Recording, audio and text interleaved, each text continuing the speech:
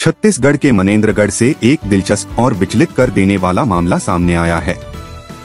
एक दिव्यांग शिक्षक ने अपने पिता की आत्मा की शांति के लिए छत्तीसगढ़ राज्य ग्रामीण बैंक के सामने पिंडदान कर विरोध जताया। शिक्षक पवन दुबे ने बैंक शाखा प्रबंधक से लोन की कटौती को स्थगित करने का निवेदन किया था, जिसे नजरअंदाज कर दिया गया। इसके बाद शिक्षक ने यह अनोखा कदम उठाया, जिससे समाज में बैंक की कड़ी आलोचना हो रही है।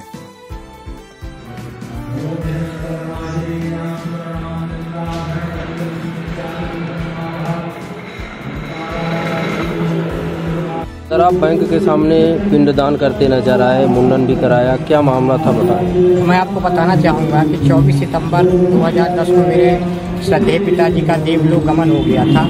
क्योंकि वो अचानक हम सबको छोड़ के इस दुनिया से चले गए और चूँकि इस विपदा की घड़ी में मेरे साथ कुछ आर्थिक समस्याएं आ खड़ी हुई, तो इसलिए मैं चूँकि मेरा यहाँ सैलरी खाता है और मेरा यहाँ वेतन प्रतिमाह भुगतान होता है और चूँकि इसी बैंक से मेरा व्यक्तिगत ऋण भी है, इसलिए मैंने यहाँ के जो शाखा प्रबंधक हैं उनसे मैंने निवेदन किया कि चूँकि सर मेरे पिताजी का देवलोक गमन हो गया है, या कि आप मेरे लोन को रिवाइज कर दें, या नहीं कर सकते तो कुछ बीच का रास्ता बताएं, क्योंकि मुझे पैसे की अत्यंत आवश्यकता है।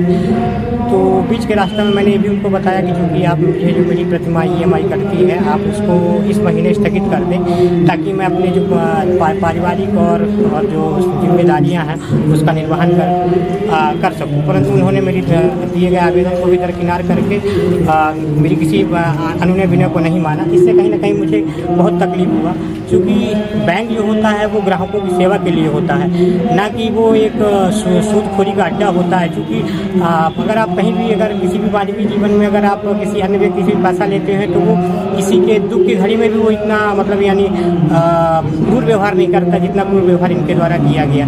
तो चूँकि कहीं ना कहीं इनके इस घटना से मुझे बहुत पीड़ा हुई है, इसलिए मैं अपने श्रद्धेय पिताजी को श्रद्धांजलि देने के लिए आज मैं इस बैंक के समक्ष अपना मुंडन कार्यक्रम करवाया हूँ और उनके नाम पे आज पिंडदान किया हूँ। और चूँकि आज उनका एक वार्षिक कार्यक्रम भी रखा गया है, इसलिए मैं विरोध प्रदर्शन के तौर पे यहाँ पे पिंडन और मुंडन का कार्यक्रम और वस्त्र त्याग करके घर जा रहा हूँ।